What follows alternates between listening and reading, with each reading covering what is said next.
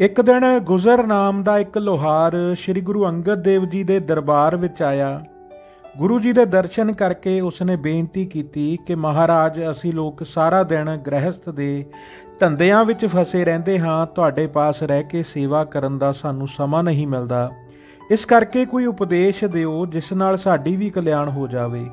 ਸਤਿਗੁਰੂ ਜੀ ਨੇ ਉਸ ਦਾ ਪ੍ਰੇਮ ਵੇਖ ਕੇ ਕਿਹਾ, ਇੱਕ ਚਿੱਤ ਮਨ ਲਾ ਕੇ ਜਪਜੀ ਸਾਹਿਬ ਦਾ ਪਾਠ ਜਿਤਨੀ ਵਾਰੀ ਹੋ ਸਕੇ ਕਰਦਾ ਰਿਹਾ ਕਰ, ਤੇਰੇ ਸਾਰੇ ਦੁੱਖ ਦਲਿੱਦਰ ਦੂਰ ਹੋ ਜਾਣਗੇ। ਜੇ ਕੋਈ ਪੁਰਸ਼ ਗਰੀਬ ਵੇਖੋ ਤਾਂ ਉਸ ਦਾ ਕੰਮ ਮੁਫਤ ਕਰ ਦਿਆ ਕਰੋ ਅਤੇ ਮਨ ਵਿੱਚ ਜਪਜੀ ਦੇ ਅਰਥ ਵਿਚਾਰਦੇ ਰਿਹਾ ਕਰੋ। ਆਪਣੀ ਕਮਾਈ ਵਿੱਚੋਂ ਗੁਰੂ ਨਮਿਤ ਦਸਵੰਧ ਦਿਆ ਕਰੋ। ਜੇ ਕੋਈ ਸਾਧੂ ਮਹਾਤਮਾ ਡੇਰੇ ਤਥਾ ਘਰ ਆਵੇ, ਉਸ ਦੀ ਯਥਾ ਸ਼ਕਤ ਪ੍ਰੇਮ ਨਾਲ ਸੇਵਾ ਕਰੋ। ਗੁਰੂ ਜੀ ਦਾ ਇਹ ਉਪਦੇਸ਼ ਸੁਣ ਕੇ ਭਾਈ ਗੁਜਰ ਨੇ ਆਪਣੇ ਹਿਰਦੇ ਵਿੱਚ ਧਾਰਨ ਕਰ ਲਿਆ। ਗੁਜਰ ਦੇ ਪਿੰਡ ਵਿੱਚ 2 ਗ੍ਰਹਿਸਥੀ ਭਗਤ ਹੁੰਦੇ ਸਨ। ਕਿਸੇ ਨੇ ਝੂਠੀ ਤੋਹਮਤ ਲਾ ਕੇ ਉਹਨਾਂ ਨੂੰ ਕੈਦ ਕਰਵਾ ਦਿੱਤਾ ਸੀ। ਇੱਕ ਰਾਤ ਉਹ ਕਿਸੇ ਤਰ੍ਹਾਂ ਕੈਦਖਾਨੇ ਵਿੱਚੋਂ ਪੈਰਾਂ ਦੀਆਂ ਬੇੜੀਆਂ ਤੇ ਹੱਥਾਂ ਨੂੰ ਹੱਥਕੜੀਆਂ ਸਮੇਤ ਨਿਕਲ ਕੇ ਇਸ ਭਾਈ ਗੁਜਰ ਲੋਹਾਰ ਦੇ ਘਰ ਆ ਗਏ। ਉਹਨਾਂ ਨੇ ਇਸ ਨੂੰ ਕਿਹਾ ਕਿ ਪ੍ਰਭੂ ਵਾਸਤੇ ਸਾਡੀਆਂ ਇਹ ਬੇੜੀਆਂ ਕੱਟ ਦਿਓ। ਉਹਨਾਂ ਦੀ ਗੱਲ ਸੁਣ ਕੇ ਇਹ ਪਹਿਲਾਂ ਤਾਂ ਮਨ ਵਿੱਚ ਬਹੁਤ ਡਰਿਆ ਕਿ ਜੇ ਰਾਜੇ ਨੂੰ ਪਤਾ ਲੱਗ ਗਿਆ ਤਾਂ ਉਹ ਮੇਰੀ ਬੁਰੀ ਬਾਬ ਕਰੇਗਾ। ਪਰ ਫਿਰ ਉਸਨੇ ਵਿਚਾਰਿਆ ਕਿ ਗੁਰੂ ਜੀ ਨੇ ਕਿਹਾ ਸੀ ਕਿ ਜੇ ਕਿਸੇ ਗਰੀਬ ਦਾ ਕੰਮ ਹੋਵੇ ਤਾਂ ਉਹ ਪ੍ਰਭੂ ਨਮਿਤ ਕਰ ਦੇਣਾ, ਸੋ ਜੋ ਹੋਵੇਗਾ ਉਹ ਵੇਖਿਆ ਜਾਏਗਾ। ਇਹ ਗੱਲ ਨਿਸ਼ਚੈ ਕਰਕੇ ਉਸਨੇ ਉਹਨਾਂ ਦੀਆਂ ਹੱਥਾਂ ਪੈਰਾਂ ਦੀਆਂ ਬੇੜੀਆਂ ਕੱਟ ਦਿੱਤੀਆਂ ਤੇ ਉਹ ਦੋਵੇਂ ਇਸ ਨੂੰ ਅਸੀਸਾਂ ਦਿੰਦੇ ਹੋਏ ਆਪਣੇ ਘਰਾਂ ਨੂੰ ਚਲੇ ਗਏ। ਇਸ ਪਰਉਪਕਾਰ ਦਾ ਸਦਕਾ ਇਸ ਨੂੰ ਗਿਆਨ ਦਾ ਪ੍ਰਕਾਸ਼ ਹੋ ਗਿਆ ਅਤੇ ਅੰਤ ਮੁਕਤੀ ਨੂੰ ਪ੍ਰਾਪਤ ਹੋਇਆ। ਇੱਕ ਦਿਨ ਧਿੰਗ ਨਾਈ ਗੁਰੂ ਜੀ ਦੇ ਦਰਸ਼ਨ ਕਰਨ ਆਇਆ ਤੇ ਹੋਰ ਸੇਵਕਾਂ ਨੂੰ ਪ੍ਰੇਮ ਨਾਲ ਸੇਵਾ ਕਰਦਿਆਂ ਵੇਖ ਕੇ ਆਪ ਵੀ ਗੁਰੂ ਜੀ ਦੀ ਸੇਵਾ ਵਿੱਚ ਲੱਗ ਗਿਆ। ਪਾਣੀ ਗਰਮ ਕਰਕੇ ਗੁਰੂ ਜੀ ਨੂੰ ਇਸ਼ਨਾਨ ਕਰਾਉਂਦਾ, ਬਸਤਰ ਧੋ ਕੇ ਸਾਫ਼ ਕਰਦਾ, ਬਰਤਨ ਮਾਂਜਦਾ ਅਤੇ ਫਿਰ ਜਦ ਸਮਾਂ ਮਿਲਦਾ ਗੁਰੂ ਜੀ ਨੂੰ ਬੜੇ ਪ੍ਰੇਮ ਨਾਲ ਮੁੱਠੀ ਚਾਪੀ ਕਰਦਾ। ਇੱਕ ਦਿਨ ਇਸ ਨੇ ਗੁਰੂ ਜੀ ਪਾਸ ਹੱਥ ਜੋੜ ਕੇ ਬੇਨਤੀ ਕੀਤੀ ਕਿ ਮਹਾਰਾਜ, ਮੈਨੂੰ ਕੋਈ ਐਸਾ ਉਪਦੇਸ਼ ਦਿਓ ਜਿਸ ਨਾਲ ਮੇਰੇ ਸਾਰੇ ਕਲੇਸ਼ ਦੂਰ ਹੋ ਜਾਣ। ਗੁਰੂ ਜੀ ਨੇ ਫਰਮਾਇਆ ਕਿ ਸਿੱਖ ਨੂੰ ਹਉਮੈ ਦਾ ਤਿਆਗ ਕਰਕੇ ਗੁਰੂ ਦੀ ਆਗਿਆ ਵਿੱਚ ਇਸ ਤਰ੍ਹਾਂ ਅਡੋਲ ਰਹਿਣਾ ਚਾਹੀਦਾ ਹੈ ਜਿਵੇਂ ਮੁਰਦਾ ਕਬਰ ਵਿੱਚ ਅਡੋਲ ਪਿਆ ਰਹਿੰਦਾ ਹੈ। ਉਸ ਦਾ ਆਪਣੇ ਆਪ ਕੋਈ ਅੰਗ ਨਹੀਂ ਹਿਲਦਾ। ਇਸ ਤਰ੍ਹਾਂ ਆਪਣੇ ਤਨ ਤੇ ਮਨ ਦਾ ਹੰਕਾਰ ਦੂਰ ਕਰਕੇ ਸੇਵਾ ਕਰੋ, ਜਿਸ ਤੇ ਪ੍ਰਸੰਨ ਹੋ ਕੇ ਗੁਰੂ ਜੀ ਕਿਰਪਾ ਦ੍ਰਿਸ਼ਟੀ ਨਾਲ ਨਿਹਾਲ ਕਰ ਦੇਵਣ। ਉਸ ਨਾਈ ਨੇ ਇਸ ਉਪਦੇਸ਼ ਨੂੰ ਰਾਤ ਦਿਨ ਪ੍ਰੇਮ ਨਾਲ ਕਮਾ ਕੇ ਸਿੱਖੀ ਪਦ ਪ੍ਰਾਪਤ ਕਰਕੇ ਆਪਣੇ ਸਾਰੇ ਪਰਿਵਾਰ ਦਾ ਇਸ ਤਰ੍ਹਾਂ ਉਦਾਰ ਕਰ ਦਿੱਤਾ ਜਿਵੇਂ ਲੱਕੜ ਨਾਲ ਲੋਹਾ ਵੀ ਪਾਰ ਹੋ ਜਾਂਦਾ ਹੈ। ਇੱਕ ਭਾਈ ਪਾਰੋ ਜੁਲਕਾ ਸ੍ਰੀ ਗੁਰੂ ਅੰਗਦ ਸਾਹਿਬ ਜੀ ਦਾ ਜਸ ਸੁਣ ਕੇ ਯਥਾ ਸ਼ਕਤ ਭੇਟਾ ਲੈ ਕੇ ਗੁਰੂ ਜੀ ਦੇ ਦਰਸ਼ਨ ਕਰਨ ਆਇਆ। ਗੁਰੂ ਜੀ ਦੇ ਦਰਸ਼ਨ ਕਰਕੇ ਉਸਨੇ ਪੁੱਛਿਆ, ਗੁਰੂ ਜੀ, ਪਰਮਹੰਸ ਕੌਣ ਹੁੰਦਾ ਹੈ? ਮੈਨੂੰ ਉਸ ਦੇ ਲੱਛਣ ਨਿਰਣੇ ਕਰਕੇ ਸੁਣਾਵੋ ਜੀ। ਗੁਰੂ ਜੀ ਨੇ ਉਸ ਦੀ ਸ਼ਰਧਾ ਤੇ ਪ੍ਰੇਮ ਵੇਖ ਕੇ ਕਿਹਾ, ਤੂੰ ਬਹੁਤ ਉੱਤਮ ਪ੍ਰਸ਼ਨ ਕੀਤਾ ਹੈ। ਸੋ ਸੁਣੋ, ਹੰਸ ਮਾਨ ਸਰੋਵਰ ਵਿੱਚ ਰਹਿੰਦੇ ਹਨ ਅਤੇ ਉੱਥੋਂ ਮੋਤੀ ਚੁਣ ਕੇ ਖਾਂਦੇ ਹਨ। ਫਿਰ ਉਹਨਾਂ ਅੱਗੇ ਜੇ ਪਾਣੀ ਤੇ ਦੁੱਧ ਮਿਲਾ ਕੇ ਰੱਖ ਦਈਏ ਤਾਂ ਉਹ ਪਾਣੀ ਤੋਂ ਦੁੱਧ ਨੂੰ ਵੱਖ ਕਰਕੇ ਪੀਂਦੇ ਹਨ। ਪਾਣੀ ਨੂੰ ਛੱਡ ਦਿੰਦੇ ਹਨ, ਫਿਰ ਉੱਡ ਕੇ ਦੇਸ਼ਾਂ ਵਿਦੇਸ਼ਾਂ ਵਿੱਚ ਚਲੇ ਜਾਂਦੇ ਹਨ। ਪਰੰਤੂ ਪਰਮਹੰਸ ਇਹਨਾਂ ਤੋਂ ਵੀ ਵੱਧ ਸ੍ਰੇਸ਼ਟ ਹੁੰਦੇ ਹਨ। ਉਹ ਸਦਾ ਹੀ ਮੁਕਤੀ ਰੂਪ ਮੋਤੀ ਮਾਨ ਸਰੋਵਰ ਰੂਪੀ ਗੁਰੂ ਦੇ ਸ਼ਬਦ ਵਿੱਚ ਚੁਣ ਕੇ ਖਾਂਦੇ, ਜਾਣੇ ਕਿ ਹਿਰਦੇ ਵਿੱਚ ਧਾਰਦੇ ਹਨ। ਆਪਣੀ ਆਤਮਾ ਨੂੰ ਸਰੀਰ ਤੋਂ ਵੱਖਰਾ ਜਾਣਦੇ ਅਤੇ ਆਤਮਾ ਪਰਮਾਤਮਾ ਨੂੰ ਅਭੇਦ ਜਾਣਦੇ ਹਨ। ਐਸਾ ਵਿਵੇਕੀ ਵਿਚਾਰ ਵਾਲਾ ਹਰਖ ਸੋਗ ਤੋਂ ਰਹਿਤ ਪੁਰਸ਼, ਸੱਤ ਅਸੱਤ ਨੂੰ ਨਿਰਣੇ ਕਰਨ ਵਾਲਾ, ਜਿਸ ਦੀ ਬਿਰਤੀ ਇੱਕ ਰਸ ਰਹਿੰਦੀ ਹੈ, ਉਸ ਨੂੰ ਪਰਮਹੰਸ ਕਥਨ ਕੀਤਾ ਜਾਂਦਾ ਹੈ। ਉਹ ਸੱਤ ਚਿੱਤ ਆਨੰਦ ਰੂਪ ਪਰਮਾਤਮਾ ਨੂੰ ਆਪਣਾ ਰੂਪ ਪਛਾਣਦੇ ਹਨ ਤੇ ਸਰੀਰ ਨੂੰ ਨਾਸ਼ਵਾਨ ਜਾਣ ਕੇ ਇਸ ਦਾ ਹੰਕਾਰ ਨਹੀਂ ਕਰਦੇ। ਇਸ ਤਰ੍ਹਾਂ ਗੁਰੂ ਜੀ ਨੇ ਚੰਗੀ ਤਰ੍ਹਾਂ ਪਰਮਹੰਸ ਦੇ ਲੱਛਣ ਦੱਸ ਕੇ ਉਸ ਨੂੰ ਸਤਨਾਮ ਦੇ ਸਿਮਰਨ ਦਾ ਉਪਦੇਸ਼ ਦਿੱਤਾ। ਪਾਰੋ ਜੁਲਕਾ ਸਤਿਗੁਰ ਜੀ ਤੋਂ ਉਪਦੇਸ਼ ਲੈ ਕੇ ਆਪ ਜੀ ਦੇ ਬੜੇ ਪ੍ਰੇਮ ਤੇ ਸ਼ਰਧਾ ਨਾਲ ਸੇਵਾ ਕਰਦਾ ਹੋਇਆ ਬ੍ਰਹਮ ਗਿਆਨ ਨੂੰ ਪ੍ਰਾਪਤ ਹੋਇਆ। ਭਾਈ ਪਾਰੋ ਦਾ ਹੋਰ ਪ੍ਰਸੰਗ ਜੋ ਸ੍ਰੀ ਗੁਰੂ ਅਮਰਦਾਸ ਜੀ ਦੇ ਸਮੇਂ ਹੋਇਆ, ਉਹ ਅੱਗੇ ਦੱਸਿਆ ਜਾਵੇਗਾ। ਇੱਕ ਦਿਨ ਇੱਕ ਮੱਲੂ ਸ਼ਾਹੀ ਨੇ ਗੁਰੂ ਜੀ ਪਾਸ ਆਣ ਕੇ ਬੇਨਤੀ ਕੀਤੀ ਕਿ ਸੱਚੇ ਪਾਤਸ਼ਾਹ, ਮੈਂ ਆਪ ਦਾ ਬਹੁਤ ਜਸ ਸੁਣ ਕੇ ਆਪਣੀ ਕਲਿਆਣ ਵਾਸਤੇ ਆਇਆ ਹਾਂ। ਮੈਨੂੰ ਆਪਣਾ ਉਪਦੇਸ਼ ਦਿਓ ਜਿਸ ਨਾਲ ਮੇਰੇ ਦੁੱਖ ਮਿਟ ਜਾਣ। ਮੁਗਲਾਂ ਦੀ ਨੌਕਰੀ ਕਰਕੇ ਬਹੁਤ ਜੀਵ ਹੱਤਿਆ ਕਰਦਾ ਹਾਂ। ਮੈਂ ਬੜਾ ਪਾਪੀ ਹਾਂ। ਮੇਰੀ ਹਲਤ ਪਲਤ ਸੌਰ ਜਾਵੇ। ਉਸ ਦੀ ਬਹੁਤ ਸ਼ਰਧਾ ਵੇਖ ਕੇ ਗੁਰੂ ਜੀ ਨੇ ਕਿਹਾ, ਹੇ ਭਾਈ ਮੱਲੂ, ਦੇਹ ਨੂੰ ਨਾਸ਼ਵੰਤ ਜਾਣੋ, ਇਹ ਸਦਾ ਨਹੀਂ ਰਹਿੰਦੀ, ਅਤੇ ਆਪਣੀ ਆਤਮਾ ਨੂੰ ਸਦਾ ਸਥਿਰ ਰਹਿਣ ਵਾਲਾ ਜਾਣੋ। ਇਹ ਆਤਮਾ ਕਿਸੇ ਦੇ ਮਾਰਿਆਂ ਮਰਦੀ ਨਹੀਂ, ਇਸ ਨੂੰ ਅੱਗ ਨਹੀਂ ਸਾੜ ਸਕਦੀ। ਜੋ ਪੁਰਸ਼ ਰਣ ਵਿੱਚ ਸਨਮੁਖ ਯੁੱਧ ਕਰਕੇ ਮਰਦਾ ਹੈ, ਉਹ ਸੂਰਮਾ ਨਿਰਸੰਦੇਹ ਸਵਰਗਾਂ ਨੂੰ ਜਾਂਦਾ ਹੈ, ਅਤੇ ਦੋਹਾਂ ਲੋਕਾਂ ਵਿੱਚ ਉਸ ਦਾ ਮੁਖ ਉਜਲਾ ਹੁੰਦਾ ਹੈ। ਜਦ ਤੱਕ ਦੇਸ਼, ਕਾਲ ਤੇ ਵਸਤੂ ਤਿੰਨੇ ਇਕੱਠੇ ਨਾ ਹੋਣ, ਕਿਸੇ ਦੀ ਮ੍ਰਿਤਿੂ ਨਹੀਂ ਹੁੰਦੀ। ਇਸ ਕਰਕੇ ਜੇ ਕਿਤੇ ਯੁੱਧ ਆਣ ਪਵੇ ਤਾਂ ਬਹੁਤ ਥੋੜੇ ਦੁਸ਼ਮਣਾਂ ਦੀ ਵਿਚਾਰ ਨਾ ਕਰੇ, ਅਤੇ ਦੁਸ਼ਮਣ ਦੇ ਸਾਹਮਣੇ ਹੋ ਕੇ ਲੜ ਕੇ ਜਸ ਪ੍ਰਾਪਤ ਕਰੇ। ਪੁਰਸ਼ ਨੂੰ ਸੰਸਾਰ ਦੇ ਪਦਾਰਥਾਂ ਨੂੰ ਪ੍ਰਾਪਤ ਕਰਕੇ ਉਹਨਾਂ ਨੂੰ ਭਲੇ ਥਾਂ ਵਰਤਣਾ ਖਰਚਣਾ ਚਾਹੀਦਾ ਹੈ, ਅਤੇ ਸਤ ਸੰਗਤ ਕਰਨੀ ਚਾਹੀਦੀ ਹੈ। ਮਲੂ ਸ਼ਾਹ ਇਹ ਉਪਦੇਸ਼ ਸੁਣ ਕੇ ਇਸ ਅਨੁਸਾਰ ਚੱਲਣ ਲੱਗ ਪਿਆ। ਧਰਮ ਦੀ ਕਮਾਈ ਕਰਨੀ, ਵੰਡ ਕੇ ਖਾਣਾ, ਇਹ ਉਸਨੇ ਨੇਮ ਧਾਰਨ ਕਰ ਲਿਆ। ਇੱਕ ਸਿੱਖ ਜਿਸ ਦਾ ਨਾਮ ਭਾਈ ਕਿਦਾਰੀ ਸੀ, ਉਹ ਗੁਰੂ ਜੀ ਪਾਸ ਆਇਆ। ਉਸਨੇ ਬੇਨਤੀ ਕੀਤੀ, ਮਹਾਰਾਜ, ਇਹ ਸੰਸਾਰ ਕਾਮ ਕ੍ਰੋਧ ਵਿੱਚ ਜਲ ਰਿਹਾ ਹੈ, ਮੈਨੂੰ ਆਪਣਾ ਸਿੱਖ ਬਣਾ ਕੇ ਇਹਨਾਂ ਤੋਂ ਬਚਾਵੋ। ਗੁਰੂ ਜੀ ਨੇ ਕਿਹਾ, ਭਾਈ, ਸੰਸਾਰ ਸਾਰੇ ਵਿਕਾਰਾਂ ਨਾਲ ਸੜ ਰਿਹਾ ਹੈ।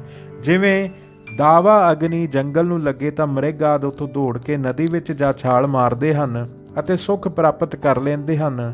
ਇਸ ਤਰ੍ਹਾਂ ਹੀ ਜਗਤ ਨੂੰ ਵਿਕਾਰਾਂ ਵਿੱਚ ਸੜਦੇ ਨੂੰ ਤਿਆਗ ਕੇ ਜਿਹੜਾ ਸਤਸੰਗ ਦੀ ਸੇਵਾ ਵਿੱਚ ਲੱਗ ਜਾਵੇ, ਉਸ ਦੀ ਵਿਕਾਰਾਂ ਦੀ ਸਾਰੀ ਅਗਨੀ ਨਾਸ਼ ਹੋ ਜਾਂਦੀ ਹੈ, ਅਤੇ ਗੁਰੂ ਉਪਦੇਸ਼ ਦੀ ਠੰਡ ਉਸ ਦੇ ਤਨ ਮਨ ਵਿੱਚ ਪ੍ਰਵੇਸ਼ ਕਰ ਜਾਂਦੀ ਹੈ। ਇਹ ਉਪਦੇਸ਼ ਸੁਣ ਕੇ ਭਾਈ ਕਿਦਾਰੀ ਨੇ ਹਿਰਦੇ ਵਿੱਚ ਦ੍ਰਿੜ ਕਰ ਲਿਆ ਅਤੇ ਮੁਕਤੀ ਨੂੰ ਪ੍ਰਾਪਤ ਹੋਇਆ। ਇੱਕ ਦਿਨ ਗੁਰੂ ਜੀ ਪਾਸ 3 ਸਿੱਖ ਦੀਪਾ, ਨਰਾਇਣ ਦਾਸ ਅਤੇ ਬੱਲੂ ਆਏ। ਇਹਨਾਂ ਬੇਨਤੀ ਕੀਤੀ, ਸੱਚੇ ਪਾਤਸ਼ਾਹ, ਸਾਡਾ ਜਨਮ ਮਰਨ ਦਾ ਦੁੱਖ ਕੱਟ ਦਿਓ। ਗੁਰੂ ਜੀ ਨੇ ਫਰਮਾਇਆ, ਜੇ ਤੁਸੀਂ ਇਹ ਚਾਹੁੰਦੇ ਹੋ ਤਾਂ ਭਗਤੀ ਕਰੋ। ਉਹਨਾਂ ਨੇ ਕਿਹਾ, ਗੁਰੂ ਜੀ, ਅਸੀਂ ਭਗਤੀ ਕਰਨਾ ਨਹੀਂ ਜਾਣਦੇ ਕਿ ਕਿਸ ਤਰ੍ਹਾਂ ਕਰੀਦੀ ਹੈ। ਗੁਰੂ ਜੀ ਨੇ ਕਿਹਾ, ਭਾਈ, ਮਾਇਆ ਸਬਲ ਬ੍ਰਹਮ ਨੇ ਜਗਤ ਪੈਦਾ ਕੀਤਾ ਹੈ। ਉਸ ਮਾਇਆ ਨੇ ਸਾਰੇ ਸੰਸਾਰ ਨੂੰ ਆਪਣੇ ਵਿੱਚ ਭਰਮਾਇਆ ਹੋਇਆ ਹੈ। ਇਸ ਤੋਂ ਬਚਣ ਵਾਸਤੇ ਪ੍ਰਭੂ ਨੇ 4 ਸਾਧਨ ਬਣਾਏ। ਜੋ ਇਹਨਾਂ ਨੂੰ ਕਮਾਵੇਗਾ ਉਹ ਪਰਮੇਸ਼ਰ ਨੂੰ ਆਣ ਕੇ ਮਿਲੇਗਾ। ਉਹ 4 ਸਾਧਨ ਹਨ, ਗਿਆਨ, ਵਿਰਾਗ ਅਤੇ ਜੋਗ। ਇਹ ਤਿੰਨੇ ਪੁਰਸ਼ ਹਨ, ਅਤੇ ਮਾਇਆ ਇਸਤਰੀ ਰੂਪ ਹੋ ਕੇ ਇਹਨਾਂ ਨੂੰ ਭਰਮਾ ਲੈਂਦੀ ਹੈ। ਬੜੇ ਯਤਨਾਂ ਨਾਲ ਹੀ ਇਹਨਾਂ ਦੇ ਆਸਰੇ ਉਧਰਿਆ ਜਾ ਸਕਦਾ ਹੈ। ਚੌਥਾ ਸਾਧਨ ਪਰਮਾਤਮਾ ਨੂੰ ਮਿਲਣ ਦਾ ਭਗਤੀ ਹੈ। ਇਸ ਦਾ ਰੂਪ ਹੋਣ ਕਰਕੇ ਮਾਇਆ ਇਸਤਰੀ ਇਸ ਨੂੰ ਭਰਮਾ ਨਹੀਂ ਸਕਦੀ। ਇਸ ਕਰਕੇ ਜੋ ਭਗਤੀ ਦਾ ਆਸਰਾ ਲੈਂਦੇ ਹਨ, ਉਹ ਪ੍ਰਭੂ ਨੂੰ ਮਿਲ ਪੈਂਦੇ ਹਨ। ਇਹ ਉਪਦੇਸ਼ ਸੁਣ ਕੇ ਤਿੰਨੇ ਹੀ ਸਿੱਖ ਭਗਤੀ ਕਰਨ ਲੱਗ ਪਏ। ਸਤਸੰਗ ਦੀ ਸੇਵਾ ਅਤੇ ਸਤਨਾਮ ਦਾ ਸਿਮਰਨ ਕਰਦੇ ਹੋਏ ਸ੍ਰੀ ਗੁਰੂ ਅੰਗਦ ਦੇਵ ਜੀ ਦੇ ਦੁਆਰੇ ਟਿਕ ਰਹੇ। ਉਪਰੰਤ ਸ੍ਰੀ ਗੁਰੂ ਅਮਰਦਾਸ ਜੀ ਦੀ ਸੇਵਾ ਵਿੱਚ ਰਹਿ ਕੇ ਇਹਨਾਂ ਨੇ ਆਪਣਾ ਜਨਮ ਮਰਨ ਦਾ ਦੁੱਖ ਦੂਰ ਕਰ ਲਿਆ ਸੀ। ਇੱਕ ਵਾਰ ਗੁਰੂ ਜੀ ਆਪਣੇ ਨਾਲ ਕੁਝ ਸਿੱਖਾਂ ਨੂੰ ਲੈ ਕੇ ਹਰੀਕੇ ਪਿੰਡ, ਜਿੱਥੇ ਕੁਝ ਸਮਾਂ ਪਹਿਲਾਂ ਆਪ ਜੀ ਨੇ ਵਾਸਾ ਕੀਤਾ ਸੀ, ਆਪਣੇ ਮੇਲੀਆਂ ਨੂੰ ਮਿਲਣ ਵਾਸਤੇ ਚਲੇ ਗਏ। ਆਪ ਜੀ ਦੀ ਮਹਿਮਾ ਸੁਣ ਕੇ ਬਹੁਤ ਲੋਕ ਆਪ ਜੀ ਦੇ ਦਰਸ਼ਨ ਕਰਨ ਆਏ। ਹਰੀਕੇ ਪਿੰਡ ਦਾ ਸਰਦਾਰ ਵੀ ਆਪ ਜੀ ਦੇ ਦਰਸ਼ਨ ਕਰਨ ਵਾਸਤੇ ਤਿਆਰ ਹੋਇਆ ਅਤੇ ਆਪਣੇ ਆਉਣ ਦੀ ਖਬਰ ਕਰਨ ਵਾਸਤੇ ਗੁਰੂ ਜੀ ਪਾਸ ਪਹਿਲਾਂ ਇੱਕ ਆਦਮੀ ਭੇਜ ਦਿੱਤਾ। ਗੁਰੂ ਜੀ ਨੇ ਉਸ ਦੇ ਮਨ ਦੀ ਗੱਲ ਸਮਝ ਕੇ ਪੰਘੂੜਾ ਉਸ ਦੇ ਬੈਠਣ ਵਾਸਤੇ ਢਾਹ ਦਿੱਤਾ ਅਤੇ ਉੱਪਰ ਚਾਦਰ ਵਿਛਾ ਦਿੱਤੀ। ਇਤਨੇ ਨੂੰ ਸਰਦਾਰ ਵੀ ਆਪਣੇ ਕੁਝ ਆਦਮੀਆਂ ਨਾਲ ਆ ਗਿਆ। ਸਭ ਨੇ ਆਣ ਕੇ ਗੁਰੂ ਜੀ ਨੂੰ ਨਮਸਕਾਰ ਕੀਤੀ ਅਤੇ ਸਾਹਮਣੇ ਬੈਠ ਗਏ। ਪਰ ਸਰਦਾਰ ਆਪਣੇ ਆਪ ਨੂੰ ਵੱਡਾ ਸਮਝ ਕੇ ਪੀੜੇ ਉੱਤੇ ਬੈਠਣ ਦੀ ਥਾਂ ਗੁਰੂ ਜੀ ਦੇ ਪਲੰਘ ਉੱਤੇ ਉਹਨਾਂ ਦੇ ਸਿਰਹਾਣੇ ਵੱਲ ਜਾ ਬੈਠਾ। ਗੁਰੂ ਜੀ ਉਸ ਨੂੰ ਆਪਣਾ ਮੇਲੀ ਸਮਝ ਕੇ ਚੁੱਪ ਕਰ ਰਹੇ। ਜਦ ਸਰਦਾਰ ਕੁਝ ਸਮਾਂ ਬੈਠ ਕੇ ਆਪਣੇ ਘਰ ਨੂੰ ਚਲਿਆ ਗਿਆ ਤਾਂ ਪਿੱਛੋਂ ਸਿੱਖਾਂ ਨੇ ਕਿਹਾ, ਮਹਾਰਾਜ, ਇਹ ਤਾਂ ਬੜਾ ਹੰਕਾਰੀ ਹੈ, ਜੋ ਆਪ ਜੀ ਤੋਂ ਉੱਚਾ ਹੋ ਕੇ ਸਿਰਹਾਣੇ ਵੱਲ ਬੈਠ ਗਿਆ ਅਤੇ ਪੰਘੂੜੇ ਵੱਲ ਦੇਖਿਆ ਹੀ ਨਹੀਂ। ਗੁਰੂ ਜੀ ਨੇ ਕਿਹਾ, ਜੋ ਵੱਡਿਆਂ ਦੀ ਨਿਰਾਦਰੀ ਕਰਦਾ ਹੈ, ਉਹ ਆਪਣੇ ਵੱਡਿਆਂ ਦੀ ਵਡਿਆਈ ਨੂੰ ਨਾਸ਼ ਕਰ ਦਿੰਦਾ ਹੈ, ਅਤੇ ਜੋ ਵੱਡਿਆਂ ਦਾ ਸਨਮਾਨ ਕਰਦੇ ਹਨ, ਉਹ ਆਪ ਵੱਡੇ ਹੋ ਜਾਂਦੇ ਹਨ। ਉਪਰੰਤ ਉਹ ਸਰਦਾਰ ਘਟਦੇ ਘਟ ਹੀ ਗਏ, ਕਦੇ ਉੱਚੇ ਨਾ ਹੋਏ। ਇਸ ਤਰ੍ਹਾਂ ਹਰੀਕੇ ਨਗਰ ਵਿੱਚ ਫੇਰਾ ਪਾ ਕੇ ਗੁਰੂ ਜੀ ਵਾਪਸ ਖਡੂਰ ਆ ਗਏ। ਗੁਰੂ ਜੀ ਦੇ ਦਰਸ਼ਨ ਉਪਦੇਸ਼ ਵਾਸਤੇ ਦੂਰ ਦੂਰ ਤੋਂ ਸਿੱਖ ਸੰਗਤਾਂ ਆਉਣ ਲੱਗੀਆਂ। ਆਪ ਜੀ ਦਾ ਅਟੁੱਟ ਲੰਗਰ ਵਰਤਦਾ, ਜਿਸ ਵਿੱਚ ਚਾਰੇ ਵਰਣ ਦੇ ਲੋਕ ਇੱਕ ਪੰਗਤ ਵਿੱਚ ਬੈਠ ਕੇ ਭੋਜਨ ਛਕਦੇ। ਲੰਗਰ ਵਿੱਚ ਮਿੱਟੀ ਦੇ ਬਰਤਨ ਅਤੇ 4 ਵਰਨਾਂ ਦੀ ਸਾਂਝੀ ਪੰਗਤ ਵੇਖ ਕੇ ਵਰਨ ਆਸ਼ਰਮ ਦੀ ਮਰਿਆਦਾ ਦੇ ਧਾਰਨ ਵਾਲੇ ਤੇ ਕਰਮਕਾਂਡੀ ਲੋਕ ਗੁਰੂ ਜੀ ਦੀ ਸੰਗਤ ਵਿੱਚ ਨਹੀਂ ਆਉਂਦੇ ਸਨ। ਗੁਰੂ ਜੀ ਪ੍ਰੇਮਾ ਭਗਤੀ ਦਾ ਵਿਸ਼ੇਸ਼ ਕਰਕੇ ਉਪਦੇਸ਼ ਕਰਦੇ ਹਨ।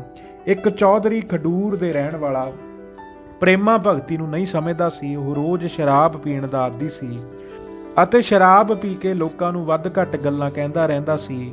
ਉਹ ਮਿਰਗੀ ਰੋਗ ਦਾ ਰੋਗੀ ਸੀ ਤੇ ਜਦ ਰੋਗ ਦਾ ਦੌਰਾ ਪੈ ਜਾਂਦਾ ਸੀ ਬਹੁਤ ਦੁਖੀ ਹੁੰਦਾ ਸੀ। ਇੱਕ ਦਿਨ ਉਸਨੇ ਵਿਚਾਰਿਆ ਕਿ ਗੁਰੂ ਅੰਗਦ ਜੀ ਦੀ ਲੋਕ ਬਹੁਤ ਵਡਿਆਈ ਕਰਦੇ ਹਨ, ਚਲੋ ਵੇਖੀਏ। ਲੋਕ ਕਹਿੰਦੇ ਹਨ ਕਿ ਉਹ ਰੋਗੀਆਂ ਦੇ ਰੋਗ ਦੂਰ ਕਰ ਦਿੰਦੇ ਹਨ। ਇਹ ਸੋਚ ਕੇ ਚੌਧਰੀ ਗੁਰੂ ਜੀ ਪਾਸ ਆਇਆ, ਨਮਸਕਾਰ ਕੀਤੀ। ਗੁਰੂ ਜੀ ਨੇ ਉਸ ਨੂੰ ਆਦਰ ਨਾਲ ਆਪਣੇ ਪਾਸ ਬਿਠਾ ਕੇ ਰਾਜੀ ਖੁਸ਼ੀ ਪੁੱਛੀ। ਚੌਧਰੀ ਨੇ ਕਿਹਾ, ਤਪਾ ਜੀ, ਤੁਹਾਡੇ ਸਾਰੇ ਲੋਕ ਜਸ ਕਰਦੇ ਹਨ, ਮੈਂ ਤੁਹਾਡੇ ਪਾਸ ਆਇਆ ਹਾਂ। ਮੈਨੂੰ ਤਾਂ ਪ੍ਰਤੀਤ ਆਵੇਗੀ ਜੇ ਤੁਸੀਂ ਮੇਰਾ ਮਿਰਗੀ ਰੋਗ ਦੂਰ ਕਰ ਦਿਓ।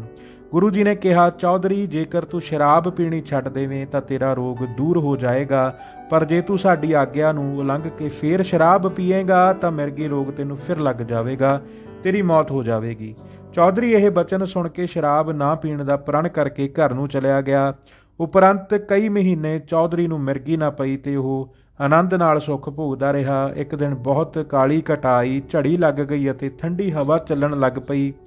ਚੌਧਰੀ ਨੇ ਇਹ ਸੁਹਾਵਣਾ ਸਮਾਂ ਵੇਖ ਕੇ ਗੁਰੂ ਜੀ ਦੇ ਬਚਨਾਂ ਦੀ ਪਰਵਾਹ ਨਾ ਕੀਤੀ ਤੇ ਸ਼ਰਾਬ ਪੀ ਲਈ।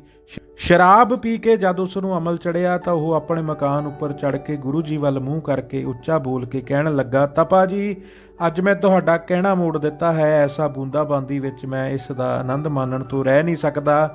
ਗੁਰੂ ਜੀ ਨੇ ਇਹ ਗੱਲ ਸੁਣ ਕੇ ਹੱਸ ਕੇ ਕਿਹਾ ਕਿ ਫਿਰ ਸਾਵਧਾਨ ਹੋ ਜਾ, ਮਿਰਗੀ ਤੇਰੇ ਵੱਲ ਆ ਰਹੀ ਹੈ। ਗੁਰੂ ਜੀ ਦੇ ਇਸ ਸੁਭਾਵਕ ਬਚਨ ਨਾਲ ਤਤक्षण ਹੀ ਚੌਧਰੀ ਨੂੰ ਮਿਰਗੀ ਪੈ ਗਈ ਤੇ ਉਹ ਮਕਾਨ ਦੀ ਛੱਤ ਉੱਤੋਂ ਉਲਟ ਕੇ ਸਿਰ ਪਰਨੇ ਹੇਠਾਂ ਆ ਡਿੱਗਾ ਅਤੇ ਉਸ ਸਮੇਂ ਉਸ ਦੇ ਪ੍ਰਾਣ ਨਿਕਲ ਗਏ। ਗੁਰੂ ਜੀ ਦੇ ਡੇਰੇ ਇੱਕ ਸਿੱਖ ਰਹਿੰਦਾ ਸੀ ਜਿਹੜਾ ਸੇਵਾ ਕੋਈ ਨਹੀਂ ਕਰਦਾ ਸੀ ਤੇ 2 ਵੇਲੇ ਪ੍ਰਸ਼ਾਦਾ ਲੰਗਰ ਵਿੱਚੋਂ ਛਕਦਾ ਸੀ। ਬਹੁਤ ਸਮਾਂ ਜਦ ਉਹ ਇਸ ਤਰ੍ਹਾਂ ਹੀ ਕਰਦਾ ਰਿਹਾ ਤਾਂ ਇੱਕ ਦਿਨ ਉਸ ਨੂੰ ਬਾਬਾ ਬੁੱਢਾ ਜੀ ਨੇ ਆਖਿਆ, ਭਾਈ ਗੁਰਮੁਖਾ, ਗੁਰੂ ਸੰਗਤ ਦੀ ਸੇਵਾ ਵਿੱਚ ਵੀ ਹਿੱਸਾ ਲਿਆ ਕਰ, ਵਿਹਲੇ ਬੈਠ ਕੇ ਸਮਾਂ ਨਾ ਬਿਤਾਇਆ ਕਰ, ਇਹ ਸਰੀਰ ਕਿਸੇ ਕੰਮ ਨਹੀਂ ਆਉਣਾ। ਉਸ ਸਿੱਖ ਨੇ ਕਿਹਾ, ਮੈਂ ਹੋਰ ਕਿਸੇ ਦੇ ਕਹਿਣ ਤੇ ਕੁਝ ਨਹੀਂ ਕਰਨਾ, ਜੇ ਗੁਰੂ ਜੀ ਆਪ ਮੈਨੂੰ ਆਖਣਗੇ ਤਾਂ ਸੇਵਾ ਕਰਾਂਗਾ। ਉਸ ਦਾ ਇਹ ਉੱਤਰ ਸੁਣ ਕੇ ਭਾਈ ਬੁੱਢਾ ਜੀ ਚੁੱਪ ਕਰ ਰਹੇ। ਇਸ ਤਰ੍ਹਾਂ ਫੇਰ ਜਦ ਕੁਝ ਸਮਾਂ ਲੰਘ ਗਿਆ ਤਾਂ ਇੱਕ ਦਿਨ ਜਦ ਹੋਰ ਸਾਰੇ ਸਿੱਖ ਸੇਵਾ ਵਿੱਚ ਲੱਗੇ ਹੋਏ ਸਨ ਅਤੇ ਇਹ ਉਹਨਾਂ ਪਾਸ ਵਿਹਲਾ ਬੈਠਾ ਹੋਇਆ ਸੀ, ਤਦ ਉੱਤੋਂ ਗੁਰੂ ਜੀ ਆ ਗਏ। ਗੁਰੂ ਜੀ ਨੂੰ ਵੇਖ ਕੇ ਕਹਿਣ ਲੱਗਾ, ਗੁਰੂ ਜੀ, ਮੈਂ ਤੁਹਾਡੇ ਸਮੇਂ ਤੋਂ ਇੱਛਾਵਾਨ ਹਾਂ ਕਿ ਆਪ ਜੀ ਮੈਨੂੰ ਕੋਈ ਸੇਵਾ ਦੱਸੋ, ਪਰ ਆਪ ਜੀ ਨੇ ਆਪਣੇ ਮੁਖ ਤੋਂ ਮੈਨੂੰ ਕੋਈ ਸੇਵਾ ਨਹੀਂ ਆਖੀ। ਤਦ ਗੁਰੂ ਜੀ ਨੇ ਸੁਭਾਵਕ ਹੀ ਕਿਹਾ, ਤੂੰ ਅਗਨੀ ਵਿੱਚ ਸੜ ਮਰ, ਤੇਰੇ ਵਾਸਤੇ ਇਹੀ ਸੇਵਾ ਹੈ। ਇਹ ਹੁਕਮ ਸੁਣ ਕੇ ਸਿੱਖ ਨੇ ਜੰਗਲ ਵਿੱਚ ਜਾ ਕੇ ਲੱਕੜਾਂ ਇਕੱਠੀਆਂ ਕਰਕੇ ਸੜ ਮਰਨ ਵਾਸਤੇ ਚਿਖਾ ਬਾਲ ਦਿੱਤੀ, ਪਰ ਫਿਰ ਅਗਨੀ ਮੱਚੀ ਵੇਖ ਕੇ ਸੜਨ ਨੂੰ ਦਿਲ ਨਾ ਕਰੇ ਤੇ ਪਾਸੇ ਖੜਾ ਹੋ ਕੇ ਸੋਚਣ ਲੱਗਾ। ਉਸ ਸਮੇਂ ਹੀ ਇੱਕ ਚੋਰੀ ਦਾ ਮਾਲ ਲੈ ਕੇ ਜਾ ਰਿਹਾ ਸੀ। ਉਸਨੇ ਸਿੱਖ ਨੂੰ ਪੁੱਛਿਆ, ਇੱਥੇ ਖੜੋਤਾ ਤੂੰ ਕੀ ਸੋਚ ਰਿਹਾ ਹੈ? ਸਿੱਖ ਨੇ ਕਿਹਾ, ਮੈਨੂੰ ਗੁਰੂ ਦਾ ਹੁਕਮ ਹੈ ਕਿ ਮੈਂ ਸੜ ਮਰਾਂ, ਪਰ ਹੁਣ ਮੇਰਾ ਸੜ ਮਰਨ ਨੂੰ ਦਿਲ ਨਹੀਂ ਕਰਦਾ, ਡਰ ਲੱਗਦਾ ਹੈ। ਚੋਰ ਨੇ ਕਿਹਾ, ਮੈਂ ਬਹੁਤ ਪਾਪ ਕੀਤੇ ਹਨ, ਇੱਥੇ ਸੜਨ ਨਾਲ ਮੇਰੇ ਪਾਪ ਮਿਟ ਜਾਣਗੇ। ਤੂੰ ਮੇਰੇ ਪਾਸੋਂ ਇਹ ਚੋਰੀ ਦਾ ਸਾਰਾ ਧਨ ਲੈ ਅਤੇ ਉਸ ਦੇ ਬਦਲੇ ਗੁਰੂ ਜੀ ਦਾ ਵਾਕ ਮੈਨੂੰ ਮੁੱਲ ਦੇ ਦਿਓ। ਸਿੱਖ ਨੇ ਲਾਲਚ ਕਰਕੇ ਚੋਰ ਪਾਸੋਂ ਧਨ ਲੈ ਕੇ ਗੁਰੂ ਜੀ ਦਾ ਵਾਕ ਉਸ ਨੂੰ ਦਿੱਤਾ ਤੇ ਉਹ ਬਲਦੀ ਚਿਖਾ ਵਿੱਚ ਛਾਲ ਮਾਰ ਕੇ ਸੜ ਗਿਆ। ਉਸ ਨੂੰ ਲੈਣ ਵਾਸਤੇ ਦੇਵਪੁਰੀ ਵਿੱਚੋਂ ਬਿਬਾਨ ਆਏ ਅਤੇ ਉਸ ਨੂੰ ਬੜੇ ਸਤਿਕਾਰ ਨਾਲ ਚੜ੍ਹਾ ਕੇ ਲੈ ਗਏ। ਜਦ ਸਿੱਖ ਧਨ ਲੈ ਕੇ ਘਰ ਨੂੰ ਤੁਰਿਆ ਤਾਂ ਉਸ ਨੂੰ ਚੋਰ ਸਮਝ ਕੇ ਲੋਕ ਫੜ ਕੇ ਕੋਤਵਾਲ ਪਾਸ ਲੈ ਗਏ। ਕੋਤਵਾਲ ਨੇ ਸਾਰਾ ਧਨ ਖੋਹ ਕੇ ਉਸ ਨੂੰ ਫਾਂਸੀ ਦੇ ਦਿੱਤੀ। ਇਸ ਤਰ੍ਹਾਂ ਇਹ ਲੋਭੀ ਸਿੱਖ ਗੁਰੂ ਬਚਨਾਂ ਤੋਂ ਬੇਮੁਖ ਹੋ ਕੇ ਨਰਕਗਾਮੀ ਹੋਇਆ ਸੀ। ਧੰਨ ਧੰਨ ਸ੍ਰੀ ਗੁਰੂ ਅੰਗਦ ਦੇਵ ਜੀ ਮਹਾਰਾਜ।